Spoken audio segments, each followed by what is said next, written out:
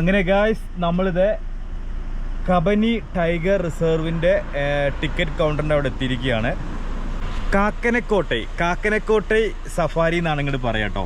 ഇത് നമ്മുടെ നാഗർഹോളെ ടൈഗർ റിസർവിൻ്റെ തന്നെ ഒരു ഭാഗമാണ്. അപ്പോൾ ഇവിടെ വേറെ തന്നെ ഒരു സഫാരിയാണ്. ഇവിടുന്ന് നമുക്ക് ഒരുപാട് അനിമൽസിനൊക്കെ കാണാനുള്ള ലക്ക് വളരെ കൂടുതലാണെന്ന് ഒരുപാട് വീഡിയോസിലൊക്കെ കണ്ടിട്ടുണ്ട്. അപ്പോൾ ഞാൻ ശരിക്കും പറഞ്ഞാൽ ഈ കബനി സഫാരി ഒരുപാട് മുൻപ് ഞാൻ പ്ലാൻ ചെയ്തതാണ്. കബനിയിൽ വരണം, ഈ സഫാരി ഒന്ന് എക്സ്പീരിയൻസ് ചെയ്യണം എന്നുള്ളത്. HD കോട്ട എന്ന് പറഞ്ഞ സ്ഥലത്താണ് നമ്മൾ റൂം എടുത്തിട്ടുള്ളത്. റോയൽ ഇൻ എന്ന് പറഞ്ഞിട്ടുള്ളൊരു ലോഡ്ജിൽ നമ്മൾ റൂം ബുക്ക് ചെയ്തിട്ടുണ്ട്. അവിടെ നമ്മളൊരു മലയാളി ഒരു ഫ്രണ്ട് ഉണ്ട് കേട്ടോ. അപ്പോൾ മൂപ്പരെ വിളിച്ചിട്ട് നമ്മൾ അവിടെ റൂം ബ്ലോക്ക് ചെയ്തിട്ടുണ്ടായിരുന്നു. ഓൺലൈൻ ബുക്കിംഗ് അവൈലബിൾ ആണ്. കാക്കനക്കോട്ടൈ സഫാരി സെൻറ്റർ എന്നാണ് ഈ ഒരു സ്പോട്ടിലേക്ക് പറയുക. HD കോട്ടയിൽ നിന്ന് ഒരു 17 കിലോമീറ്റർ ആണ് ഇവിടത്തേക്കുള്ള ഡിസ്റ്റൻസ് വരുന്നത് കേട്ടോ. അതായത് HD കോട്ടൈ എന്ന് പറയുന്ന സ്ഥലത്ത് നിന്ന് ഇങ്ങോട്ട് 17 കിലോമീറ്റർ ആണ്. കാക്കനക്കോട്ടൈ സഫാരി സെൻറ്റർ, ഇതാണ് ഇതിൻ്റെ ടിക്കറ്റിൻ്റെ ഒരു എൻട്രി പോയിന്റ്. ഇതെവിടെ ബസ്സുകളൊക്കെ ഇങ്ങനെ നിർത്തിയിട്ടുണ്ട് കേട്ടോ. ഇവിടെ ജീപ്പ്, ബസ്, അങ്ങനെ 2 ടൈപ്പ് സഫാരിയാണുള്ളത്. ഇനി നമുക്ക് ഇവിടുത്തെ ടിക്കറ്റ് ചാർജും അതുപോലെ തന്നെ ഇവിടുത്തെ ടൈമിങ് മറ്റുള്ള കാര്യങ്ങളൊക്കെ ഒന്ന് നമുക്ക് ടിക്കറ്റ് കൗണ്ടറിൽ പോയിട്ടൊന്ന് അറിയാം. ഇതേ ബസ്സുകളൊക്കെ ഇവിടെ ഇങ്ങനെ നിർത്തി ഇട്ടിട്ടുണ്ട്. ടിക്കറ്റ് കൗണ്ടർ ഈ ഒരു ഭാഗത്തായിട്ടാണ് വരിക കേട്ടോ. ഓൺലൈൻ സഫാരി ബുക്കിംഗ് വെബ്സൈറ്റ് ആണ് ഈ കാണിക്കുന്നത് കേട്ടോ. www.nagarhole-tigerreserve.com. ഇതിലാണ് നിങ്ങൾ ഓൺലൈനിൽ ബുക്ക് ചെയ്യേണ്ടത്. ബുക്ക് ചെയ്ത് കഴിയുമ്പോൾ പേയ്മെൻറ്റ് ഡെബിറ്റ് ആയതിനു ശേഷം നമുക്കൊരു മെയിൽ വരും. മെയിൽ വന്നില്ലെങ്കിൽ നിങ്ങളിവിടെ വിളിച്ചിട്ട് അത് ഉറപ്പ് വരുത്തണം കേട്ടോ. അതുപോലെ ഓൺലൈനിൽ ടിക്കറ്റ് ബുക്ക് ചെയ്യുന്ന ആളുകൾ ഒരു അരമണിക്കൂർ മുന്നേ തന്നെ ഇവിടെ വന്ന് റിപ്പോർട്ട് ചെയ്യണം. നിങ്ങളുടെ ടിക്കറ്റും കാര്യങ്ങളൊക്കെ ഓക്കെ അല്ലേ എന്നുള്ളത് ഉറപ്പ് വരുത്തുക. ഞങ്ങളൊരു 2 മണിക്കൂർ മുന്നേ തന്നെ ഇവിടെ എത്തിയിട്ടുണ്ട്. 3:30-ക്കുള്ള സഫാരിയാണ് നമ്മൾ പോകുന്നത്. വീക്ക് ഡേ ആയതുകൊണ്ട് നമുക്ക് 2.5 മണിക്കൂർ ലെങ്ത് ഉണ്ട് സഫാരി. അപ്പോൾ ഞങ്ങൾ ടിക്കറ്റൊക്കെ എടുത്തത് ഇവിടെ ഡയറക്റ്റ് ടിക്കറ്റ് എടുക്കാൻ വേണ്ടി നിൽക്കുന്ന ആളുകളാണ് ഇതൊക്കെ. അതുപോലെ ഓൺലൈനിൽ ബുക്ക് ചെയ്ത ആളുകൾ ഇവിടെ വന്നിട്ട് അവരുടെ ടിക്കറ്റും കാര്യങ്ങളൊക്കെ കൺഫേം ചെയ്യുകയാണ്. അപ്പോൾ ചെറിയ മഴ വരാനൊക്കെ ഉള്ള ചാൻസ് ഉണ്ട് കേട്ടോ. അപ്പോൾ മഴ പെയ്തതിനാൽ നമുക്ക് നോർമലി മൃഗങ്ങളെ കാണാനുള്ള ചാൻസും വളരെ കുറവാണ്. എന്തായാലും ഭയങ്കര എക്സൈറ്റ്മെൻ്റ് ആണ്. കബനിയിൽ വന്നിട്ട് നമ്മൾ ടൈഗറിനെ കാണാതെ പോകില്ല എന്നുള്ളൊരു പ്രതിജ്ഞ എടുത്തിട്ടാണ് ഇങ്ങോട്ട് വന്നിട്ടുള്ളത്. എന്തായാലും ഭയങ്കര എക്സൈറ്റ്മെൻ്റ് ആണ് കേട്ടോ. നമ്മളിപ്പോൾ മൺഡേ ടു ഫ്രൈഡേ ഒക്കെ വരികയാണെങ്കിൽ നമുക്ക് 2.5 മണിക്കൂർ സഫാരി എൻജോയ് ചെയ്യാൻ പറ്റും. അതുപോലെ തന്നെ വീക്കെൻഡ് സാറ്റർഡേ സൺഡേ ഒക്കെ ആണെന്നുണ്ടെങ്കിൽ 1.5 മണിക്കൂറാണ് അവർ പ്രൊവൈഡ് ചെയ്യുന്നത്. പിന്നെ മറ്റൊരു കാര്യം, ഡെയിലി 4 സഫാരിയാണ് ഇവിടെ നടക്കുന്നത്. മോർണിംഗിൽ 2 ട്രിപ്പും വൈകുന്നേരത്ത് 2 ട്രിപ്പ്, അങ്ങനെയാണ് സഫാരി നടക്കുന്നത്. മോർണിംഗിലെ ടൈമിംഗ് എന്ന് പറയുന്നത് 6:30 to 9 o'clock ആണ്. 6:30 മണി മുതൽ 9 മണി വരെ. അത് വീക്ക് ഡേ ആണ് കേട്ടോ. വീക്ക് ഡേ, അതായത് മൺഡേ ടു ഫ്രൈഡേ. അത് കഴിഞ്ഞാൽ പിന്നെ ആഫ്റ്റർനൂൺ 3:30 മുതൽ 6 മണി വരെ. ഇങ്ങനെ രണ്ട് ടൈമിങ്ങിലായിട്ടാണ് സഫാരി നടക്കുന്നത്. അതുപോലെ തന്നെ അഡൾട്ടിൻ്റെ ചാർജ് വരുന്നത് ഇപ്പോൾ നമ്മൾ വീക്ക് ഡേ ആണെന്നുണ്ടെങ്കിൽ 865 ആണ്, 865 രൂപയാണ് അഡൾട്ടിൻ്റെ ചാർജ് വരുന്നത്. ചിൽഡ്രൻസിനാണെന്നുണ്ടെങ്കിൽ 440 ആണ് വരുന്നത്. അതായത് 440 രൂപയാണ് ചിൽഡ്രൻസിൻ്റെ ചാർജ് വരുന്നത്. ഒന്നുകൂടെ പറയാം, ഇവിടെ ഡെയിലി 2 സഫാരിയാണ് നടക്കുന്നത്. അത് വീക്ക് ഡേയിലും വീക്കെൻഡിലും ടൈമിങ് വ്യത്യാസമുണ്ട്. വീക്ക് ഡേ ആണെന്നുണ്ടെങ്കിൽ 2.5 മണിക്കൂർ ടൈമുണ്ട് മൺഡേ ടു ഫ്രൈഡേ. വീക്കെൻഡ് ആണെന്നുണ്ടെങ്കിൽ 1.5 മണിക്കൂറാണ് ടൈമിങ് വരുന്നത്, അതായത് സാറ്റർഡേ സൺഡേ. അപ്പോൾ എനിക്ക് തോന്നുന്നു കൂടുതൽ നമ്മൾ സഫാരി എൻജോയ് ചെയ്യാൻ വേണ്ടി വരുമ്പോൾ നിങ്ങൾ വീക്ക് ഡേ പറ്റുമെങ്കിൽ മൺഡേ ടു ഫ്രൈഡേ ദിവസങ്ങൾ നിങ്ങൾ സെലക്ട് ചെയ്യാം. അപ്പോൾ നിങ്ങൾക്ക് കൂടുതൽ ടൈമിംഗ് കിട്ടും. കൂടുതൽ ടൈമിംഗ് ഉണ്ടെങ്കിൽ നമുക്ക് അനിമൽസിനൊക്കെ കാണാനുള്ള ചാൻസും കൂടുതലാണ്. കേരളത്തിലെ എനിക്ക് തോന്നുന്നു ഞാൻ മുത്തങ്ങ ഫോറസ്റ്റിൽ സഫാരി പോയിട്ടുണ്ട്, തോൽപ്പെട്ടിയിൽ പോയിട്ടുണ്ട്, ബന്ദിപ്പൂർ പോയിട്ടുണ്ട്. അങ്ങനെ ഒട്ടുമിക്ക സ്ഥലങ്ങളിൽ ഞാൻ എക്സ്പീരിയൻസ് ചെയ്തിട്ടുള്ളതാണ്. അപ്പോൾ നമുക്ക് ഇതുവരെ ആകെപ്പാട് നമുക്ക് കടുവേനെ കാണാൻ വേണ്ടിയിട്ടാണല്ലോ നമ്മൾ ഈ ഒരു വൈൽഡ് സഫാരി തിരഞ്ഞെടുക്കുന്നത്. പിന്നെ ഫോറസ്റ്റിനുള്ളിലുള്ള യാത്ര അതിഷ്ടപ്പെടുന്നവരുമാണ് കൂടുതലായിട്ടും സഫാരി സെലക്ട് ചെയ്യുന്നത് അല്ലേ. അപ്പോൾ ഞാൻ ഈ സത്യം പറഞ്ഞാൽ ഈ 3 സ്പോട്ടുകളിലും പോയിട്ട് ആകെപ്പാടെ കടുവനെ കണ്ടിട്ടുള്ളത് തോൽപ്പെട്ടി എന്നാണ് കേട്ടോ. തോൽപ്പെട്ടി പോയപ്പോൾ നമ്മൾ കടുവനെയൊക്കെ കണ്ടിട്ടുണ്ട്. അപ്പോൾ ഇന്ന് കബനിയിൽ നമ്മൾ വളരെ എക്സൈറ്റ്മെൻ്റ് ആണ്. അടിപൊളി അനിമൽസിനൊക്കെ നമുക്ക് ടൈഗർ പോലുള്ള ഹെവി അനിമൽസിനൊക്കെ കാണാൻ പറ്റും. നിങ്ങൾ രാവിലെ ഏർലി മോർണിംഗിൽ ഇവിടെ എവിടെയെങ്കിലുമൊക്കെ വന്ന് നിങ്ങൾ സ്റ്റേ ചെയ്തിട്ട് മോർണിംഗിൽ ഇവിടെ വന്നു കഴിഞ്ഞാൽ നിങ്ങൾക്ക് ഡയറക്റ്റ് ടിക്കറ്റ് എടുക്കാനായിട്ട് സാധിക്കും. ഞങ്ങളിപ്പോൾ ഇവിടെ അടുത്ത് തന്നെ HD കോട്ട എന്ന് പറഞ്ഞ സ്ഥലത്ത് ഞാൻ പറഞ്ഞല്ലോ ഓൾറെഡി, അവിടെ റൂം എടുത്തിരിക്കുകയാണ്. അപ്പോൾ നമ്മൾ അവിടെ വന്ന് സ്റ്റേ ചെയ്ത് ഞങ്ങൾ ഇവിടെ നേരത്തെ എത്തിയതാണ് ടിക്കറ്റ് കൗണ്ടറിൽ. അപ്പോൾ അതുകൊണ്ട് നമുക്ക് ടിക്കറ്റ് ഡയറക്റ്റ് ആയിട്ട് കിട്ടിയിട്ടുണ്ട് കേട്ടോ.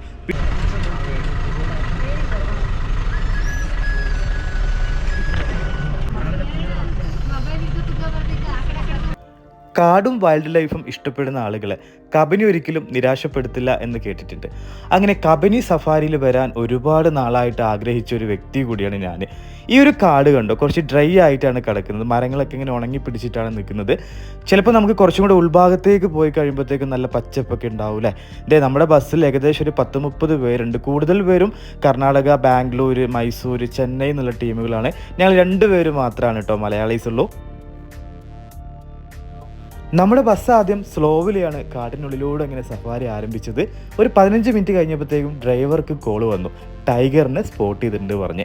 വണ്ടി ഇപ്പോൾ കുറച്ചും കൂടെ സ്പീഡ് കൂട്ടി ഞങ്ങൾ ടൈഗർ സ്പോട്ട് ചെയ്ത സ്ഥലത്തേക്ക് വളരെ ഫാസ്റ്റായിട്ട് പോയിക്കൊണ്ടിരിക്കുകയാണ്. ഇവിടുത്തെ ഡ്രൈവേഴ്സ് എല്ലാം വളരെ ഫ്രണ്ട്ലിയാണ്. ഒരുപാട് കാര്യങ്ങളൊക്കെ നമുക്കറിയാത്ത ഒരുപാട് കാര്യങ്ങളൊക്കെ അവർ എക്സ്പ്ലെയിൻ ചെയ്യുന്നുണ്ട്. ഇവിടെയൊക്കെ കണ്ടില്ലേ, കാടൊക്കെ ഇങ്ങനെ ഡ്രൈ ആയിട്ടാണ് ഇപ്പോൾ കിടക്കുന്നത്. നല്ല മഴക്കോളുണ്ട്. വൈകുന്നേരം ആയപ്പോഴത്തേക്കും മേഘാവൃതമായി മഴ പെയ്യാനുള്ള നല്ല ചാൻസ് ഉണ്ട്. എനിക്ക് ഈ ഫോറസ്റ്റ് സഫാരി എന്ന് പറഞ്ഞിട്ടുണ്ടെങ്കിൽ ഭയങ്കര ഒരു ത്രില്ലിംഗ് ആണ്. ഞാൻ ഒരുപാട് സഫാരിയൊക്കെ പോയിട്ടുണ്ട്. മുത്തങ്ങ ഫോറസ്റ്റ്, തോൽപ്പെട്ടി വന്യജീവി സങ്കേതം, അതുപോലെ തന്നെ ബന്ദിപ്പൂര്, ഇങ്ങനെയുള്ള സ്ഥലങ്ങളൊക്കെ ഞാൻ എക്സ്പീരിയൻസ് ചെയ്തിട്ടുണ്ട്. ആകപ്പാട് കടുവനെ കണ്ടിട്ടുള്ളത് തോൽപ്പെട്ടി എന്നാണ് കേട്ടോ.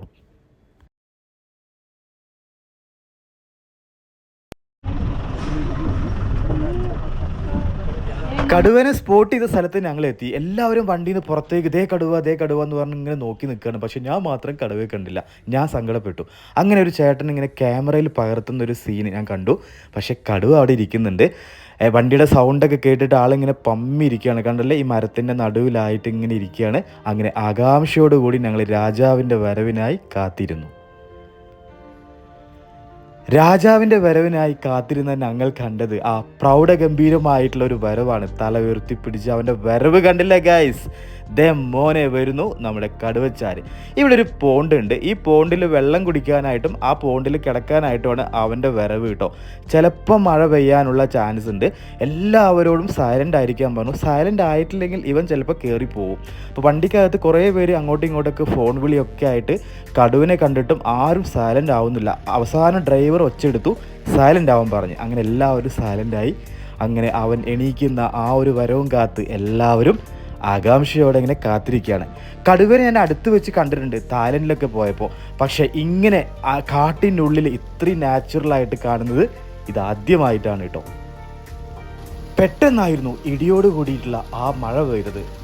അവൻ്റെ വരവിനായി അവൻ എണീക്കുന്ന ആ കാഴ്ച കാണാനായിട്ട് ഞങ്ങളിങ്ങനെ കണ്ണിമ വെട്ടാണ്ട് കാത്തിരുന്നു. വരുന്നു അവൻ. ഈ രാജാവിൻ്റെ ഈ ഒരു വരവിനായിട്ടാണ് ഞങ്ങൾ കാത്തിരുന്നത്. മഴ പെയ്തോട് കൂടിയിട്ട് അവൻ അക്കരെ പറ്റാനായിട്ട് മെല്ലെ പമ്മി അപ്പുറത്തേക്ക് പോകാനായിട്ട് പാസ് ചെയ്യാനായിട്ട് വരികയാണ്. ഈ ഒരു വരവുണ്ടല്ലോ ഗായ്സ്, ഇത് പറഞ്ഞറിയിക്കാൻ പറ്റാത്തൊരു എക്സ്പീരിയൻസ് ആണ് കേട്ടോ. നല്ല കിടിലൻ മഴയത്ത് കടുവേൻ്റെ വരവ് നിങ്ങൾ കണ്ടിട്ടുണ്ടോ? ഇത് ലൈഫിൽ ഒരിക്കലെങ്കിലും നമ്മൾ എക്സ്പീരിയൻസ് ചെയ്യണം. ശരിക്കും ഭയങ്കര ത്രില്ലിംഗ് ആയിരുന്നു. ശ്വാസം അടക്കി പിടിച്ചിട്ടാണ് നമുക്ക് ഈ ഒരു കാഴ്ച കാണാൻ പറ്റൂ കേട്ടോ. അടിപൊളി ഒരു ഫ്രെയിമായിരുന്നു ഈ ഒരു ഫ്രെയിം കേട്ടോ. അങ്ങനെ നമ്മൾ പറഞ്ഞ വാക്ക് പാലിച്ചിരിക്കുകയാണ്. കബനി നമ്മളെ നിരാശപ്പെടുത്തിയില്ല. ശരിക്കും എക്സൈറ്റ്മെൻറ്റും ത്രില്ലിംഗ് ആയിട്ടുള്ള ഒരു അനുഭവമായിരുന്നു അത് കൊടും മഴയത്ത്.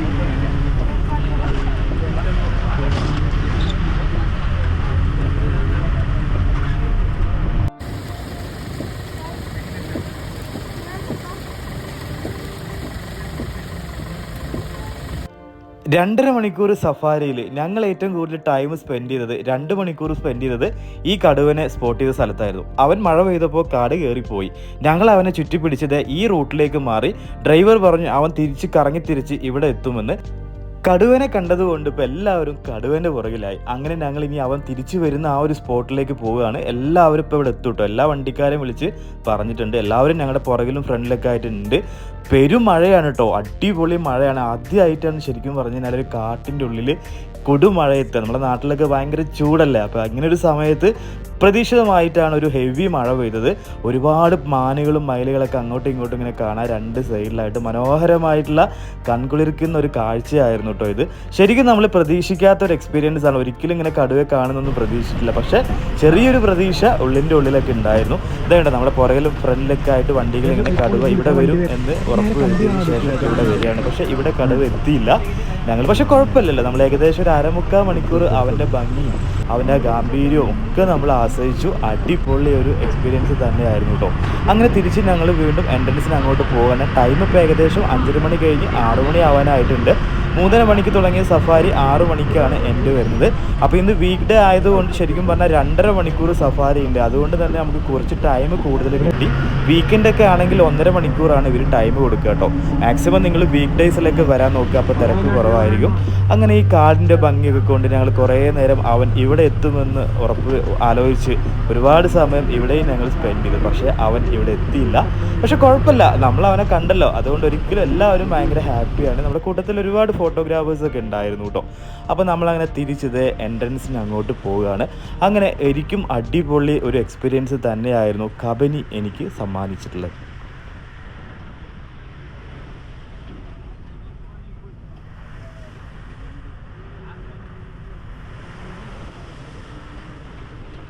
അപ്പൊ നമ്മൾ പറഞ്ഞ വാക്ക് പാലിച്ചിരിക്കട്ടോ. നമ്മൾ കടുവനെ കാണിച്ചിരിക്കുകയാണ്. നമ്മളിങ്ങനെ രാജാവിന്റെ വരവിനായിട്ട് ഇങ്ങനെ കാത്തു നിന്ന് കുറെ നേരം ദേ പെയ്യുന്ന ഒരു അടിപൊളി മഴ കബനി ഫോറസ്റ്റിനുള്ളിൽ. അങ്ങനെ നമ്മളെ രാജാവ് ഇങ്ങനെ തല പൊക്കി ഇങ്ങനെ വരാനൊരു വരവ്. എന്റെ പൊന്നു, ആ വരവൊന്ന് കാണേണ്ട കാഴ്ച തന്നെ കേട്ടോ. ഒരു കിഡിലൻ എക്സ്പീരിയൻസ് ആയിരുന്നു. നമ്മളിങ്ങനെ ടൈഗറിനെ ഇങ്ങനെ തൊട്ടടുത്ത് വെച്ചിട്ട്, തായ്ലൻഡിലൊക്കെ പോയ ആളാണ് ഞാൻ. തായ്ലൻഡിലൊക്കെ വെച്ച് കടുവയൊക്കെ ടൈഗറിനെ കണ്ടിട്ടുണ്ടെങ്കിലും നമ്മളിങ്ങനെ റിയൽ ആയിട്ട്, അതും ഒരു കാട്ടിനുള്ളിൽ ഇങ്ങനെ ആദ്യമായിട്ട് ഇങ്ങനെ കാണുന്നത് ഒരു അടിപൊളി എക്സ്പീരിയൻസ് ആണ് കേട്ടോ. എന്തായാലും കബനി ഞങ്ങളെ നിരാശപ്പെടുത്തിയില്ല. ഒരു കിഡിലൻ എക്സ്പീരിയൻസ് ആയിരുന്നു. പക്ഷെ ഭയങ്കര മഴ പെയ്തു. ഇപ്പോഴും മഴയുണ്ട്, ഇതാണ് പുറത്തൊക്കെ നല്ല മഴയാണ്. മഴ പെയ്തത് കൊണ്ട് നമുക്ക് കുറച്ചുകൂടെ അല്ലേ എലിഫന്റ് ഒന്നും കാണാൻ പറ്റിയില്ല. പക്ഷെ എന്തായാലും 2.5-3 മണിക്കൂർ മാക്സിമം നല്ല ടൈം ഉണ്ടായിരുന്നു. നമ്മൾ കൊടുത്തൊരു എമൗണ്ട് നമുക്ക് വർത്തായി അല്ലേ. പൊളിച്ചടിക്ക് മഴ പൊളി വൈബായിരുന്നു. മഴയത്ത് ഓന്റെ വരവുണ്ടല്ലോ, എന്റെ മോനെ വേറെ തന്നെ ഒരു ലെവൽ എക്സ്പീരിയൻസ് ആയിരുന്നു. അപ്പൊ ഗൈസ് എല്ലാവരും വീഡിയോ കാണുക. കബനി മസ്റ്റ് വിസിറ്റ് ആണ് കേട്ടോ. എല്ലാവരും വന്ന് കബനി ടൈഗർ റിസർവ് എക്സ്പീരിയൻസ് ചെയ്യുക. അപ്പൊ നമ്മൾ മഴയത്ത് നല്ലൊരു മഴയും കൂടെ കിട്ടിയപ്പോഴത്തേക്കും അടിപൊളി ഒരു ട്രിപ്പായി മാറി. അപ്പൊ നമ്മൾ തിരിച്ച് നമ്മുടെ റൂമിലേക്ക് പോവുകയാണ്. അപ്പൊ ഗൈസ് എന്റെ പുറകിൽ കാണുന്ന ഒരു ഇന്ത്യൻ റെസ്റ്റോറന്റ് കേട്ടോ. ഞങ്ങൾ ഈ HD കോട്ടയിൽ നിന്ന് അറൗണ്ട് ഒരു 6 കിലോമീറ്റർ ഡിസ്റ്റൻസിലായിട്ടുള്ള ഒരു റെസ്റ്റോറൻ്റ് ആണ്. ഇവിടെ വേറെ നല്ല റെസ്റ്റോറൻറ്റുകളൊന്നും ഇല്ല. അപ്പോൾ നിങ്ങൾ ഈ കബനി ഫോറസ്റ്റ് സഫാരി വരുന്ന ആളുകൾ ഫുഡ് കഴിക്കാൻ പറ്റിയിട്ടുള്ള നല്ലൊരു മലയാളിയുടെ ഒരു റെസ്റ്റോറൻ്റ് ആണ്, കണ്ണൂരുകാരുടെ ഒരു റെസ്റ്റോറൻ്റ് ആണ്, ഇന്ത്യൻ റെസ്റ്റോറൻറ്റ്. ഇവിടെ വന്നു കഴിഞ്ഞാൽ ഞങ്ങൾ ഇന്നലെ ഇവിടുന്ന് HD കോട്ടയിലാണ് നമ്മൾ താമസിച്ചിട്ടുണ്ടായിരുന്നത്. അവിടുന്ന് 6 കിലോമീറ്റർ ഞങ്ങൾ ഡ്രൈവ് ചെയ്തിട്ട് ഇവിടെ വന്നിട്ടാണ് നമ്മൾ ഇന്നലത്തെ ലഞ്ച്, അതുപോലെ തന്നെ ഡിന്നർ, അതുപോലെ ഇപ്പം മോർണിംഗിൽ ബ്രേക്ക്ഫാസ്റ്റൊക്കെ കഴിച്ചിട്ടുണ്ടായിരുന്നു. നല്ല അടിപൊളി ഫുഡാണ്. മലയാളി സ്റ്റാഫുകളാണ്. നമ്മൾ നല്ല അടിപൊളിയിലെ എല്ലാവരും നല്ല ഫ്രണ്ട്ലിയാണ്. സ്റ്റാഫുകളൊക്കെ അടിപൊളി സർവീസാണ്. ഫുഡും അടിപൊളിയാണ് കേട്ടോ. ഇവിടെ എല്ലാ ടൈപ്പ് ബിരിയാണി, അതുപോലെ ചപ്പാത്തി, പൊറോട്ട, എല്ലാ ഇന്ത്യൻ ഫുഡുകളും അവൈലബിൾ ആണ്. കേരള ഡിഷൊക്കെ നമുക്ക് ഇവിടുന്ന് കിട്ടും. അപ്പോൾ നിങ്ങൾ കബനി ഫോറസ്റ്റ് സഫാരിയിൽ വരുന്ന ആളുകൾ ഈ ഒരു ഇന്ത്യൻ റെസ്റ്റോറൻറ്റിൽ വന്നു കഴിഞ്ഞാൽ നിങ്ങൾക്ക് ലൊക്കേഷൻ മാപ്പ് ഇട്ട് കഴിഞ്ഞാൽ കിട്ടും. കബനി ഫോറസ്റ്റ് സഫാരിയിലേക്ക് പോകുന്ന റോഡിലായിട്ടാണ് ഈ ഒരു ഇന്ത്യൻ റെസ്റ്റോറൻറ്റ്. ഇവിടെ നല്ല പാർക്കിംഗ് ഫെസിലിറ്റി എല്ലാം ഉണ്ട് കേട്ടോ. നല്ല അടിപൊളി ഫുഡായിരുന്നു. നിങ്ങൾ എന്തായാലും ഈ ഒരു ഭാഗത്ത് കൂടി വരികയാണെങ്കിൽ HD കോട്ടയിൽ നിന്ന് 6 കിലോമീറ്റർ ഇന്ത്യൻ റെസ്റ്റോറൻറ്റ് മറക്കണ്ട. എല്ലാവരും ഒന്ന് കയറി ഫുഡൊക്കെ ട്രൈ ചെയ്യുക. ഓക്കെ, അപ്പോൾ നമ്മളിനി അടുത്തൊരു സ്പോട്ടിലേക്ക് നമ്മൾ പോവുകയാണ്. അടുത്ത വിശേഷങ്ങളുമായിട്ട് അടുത്ത എപ്പിസോഡിൽ കാണാം. ഞങ്ങളങ്ങനെ കബനി സഫാരി എല്ലാം കഴിഞ്ഞ് തിരിച്ച് നമ്മൾ പോകുന്ന വഴിക്ക് ഒരു ഇന്ത്യൻ റെസ്റ്റോറൻറ്റ് HD കോട്ടയം എന്ന് പറഞ്ഞ ഒരു മലയാളീസിൻ്റെ റെസ്റ്റോറൻ്റ് ആണ്. അവിടെ നിന്നാണ് നമ്മൾ 3 ടൈമിലും ഫുഡ് കഴിച്ചിട്ടുണ്ടായിരുന്നു കേട്ടോ. ഫുഡെല്ലാം കഴിച്ച് ഞങ്ങൾ റൂമിൽ ചെന്ന് ചെക്കൗട്ട് ചെയ്ത് ലഗേജും കാര്യങ്ങളൊക്കെ എടുത്ത് നമ്മളിത് തിരിച്ച് നാട്ടിലേക്ക് പോവുകയാണ്. ഞങ്ങൾ തിരിച്ച് വയനാട് മാനന്തവാടി വഴി എത്താൻ വേണ്ടിയിട്ട് ഗൂഗിൾ മാപ്പിൽ ലൊക്കേഷൻ ഇട്ടിട്ടാണ് പോകുന്നത് കേട്ടോ. അപ്പോൾ ഇത് ശരിക്കും നാഗർഹോളെ സഫാരി പാർക്കിൻ്റെ ഉള്ളിൽ കൂടെ തന്നെയാണ് ഈ ഒരു യാത്ര. അതിമനോഹരമായിട്ടുള്ള യാത്രയാണ്. ഈ യാത്രയിൽ നമുക്ക് മൃഗങ്ങളെ കാണാനൊക്കെ ഒരുപാട് ചാൻസ് ഉണ്ട്. നമ്മളിങ്ങോട്ട് വരുന്ന വഴിക്ക് മോർണിംഗിൽ നമ്മൾ വരുന്ന വഴിക്ക് ഒരുപാട് കാട്ടാന കൂട്ടങ്ങളെയും മാൻകൂട്ടങ്ങൾ, കാട്ടുപോത്തുകൾ, വൈൽഡ് ഡോഗ്, മയിലുകൾ, അതുപോലെ തന്നെ മലയെണ്ണാൻ, കാട്ടുകോഴികൾ, അതുപോലെ അങ്ങനെ ഒരുപാട് ഡിഫറെൻ്റ് ആയിട്ടുള്ള അനിമൽസിലൊക്കെ നമ്മൾ കണ്ടു. അതും ശരിക്കും നല്ലൊരു എക്സ്പീരിയൻസ് ആയിരുന്നു. അപ്പോൾ സത്യം പറഞ്ഞു കഴിഞ്ഞാൽ ഈ യാത്ര അടിപൊളി തന്നെ ആയിരുന്നു കേട്ടോ. നമ്മളൊരിക്കലും പ്രതീക്ഷിച്ചില്ല നമുക്ക് ഈ റൂട്ടോ അതല്ലെങ്കിൽ ഇവിടെ എങ്ങനെ വരണം, എങ്ങനെ ടിക്കറ്റ് എടുക്കണം എന്നുള്ള കാര്യങ്ങളൊന്നും അറിയില്ല. നമ്മൾ വീഡിയോസിലൊക്കെ കണ്ടിട്ടേ ഉള്ളൂ. ഞങ്ങളിങ്ങനെ വന്നു, ചോദിച്ച് അന്വേഷിച്ച് വന്നു. ഇവിടെ എത്തി. എല്ലാം വളരെ ഭംഗിയായിട്ട് നടന്നു. അങ്ങനെ ടൈഗറിനെയും സ്പോട്ട് ചെയ്യാൻ പറ്റി എന്നുള്ളതാണ് തിരിച്ചു പോകുമ്പോഴുള്ള ഒരു സന്തോഷം. നമ്മൾ കൊടുത്തൊരു എമൗണ്ട് നമുക്ക് തീർച്ചയായിട്ടും വർത്തായിട്ടോ.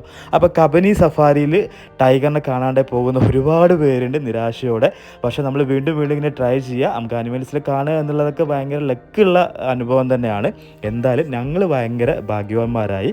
അപ്പോൾ എല്ലാവരും ഈ ഒരു കബനി സഫാരിൻ്റെ വീഡിയോ ഇഷ്ടപ്പെട്ട് കഴിഞ്ഞാൽ വീഡിയോ ഒന്ന് ലൈക്ക് ചെയ്യുക. ഇവിടെ വന്നിട്ടുള്ള ആളുകൾ നിങ്ങളുടെ ഒരു ഫീഡ്ബാക്ക്, നിങ്ങൾ കടുവനെ കണ്ടോ ഇല്ലയോ എന്നുള്ളതൊക്കെ ഒന്ന് വീഡിയോയ്ക്ക് താഴെ കമൻറ്റ് ചെയ്യുക. അപ്പോൾ നമ്മളിതേനെ കാടിൻ്റെ ആ ഒരു കാനയുടെ ഭംഗിയൊക്കെ ആസ്വദിച്ചുകൊണ്ട് ഭയങ്കര റിലാക്സ്ഡ് ആയിട്ട് നല്ല അടിപൊളി ഒരു ക്ലൈമറ്റൊക്കെ ആയിട്ട് ഇങ്ങനെ യാത്ര തുടരുകയാണ് വയനാട്ടിലേക്ക്. വയനാട് വഴി നമ്മളങ്ങനെ തിരിച്ച് നാട്ടിലേക്ക് പോകാനുള്ള ഒരു പ്ലാനിങ് ആണ് കേട്ടോ. അപ്പോൾ എല്ലാവരും വീഡിയോ കാണുക, ലൈക്ക് ചെയ്യുക, ഫീഡ്ബാക്ക് അറിയിക്കുക. ഇനിയും കാണാം നമുക്ക് ഇതുപോലുള്ള അടിപൊളി യാത്രകളുടെ വിശേഷങ്ങളൊക്കെ ആയിട്ട്. ഞാൻ നിങ്ങളുടെ സ്വന്തം സെയ്തു, budget travel and food by Seythu.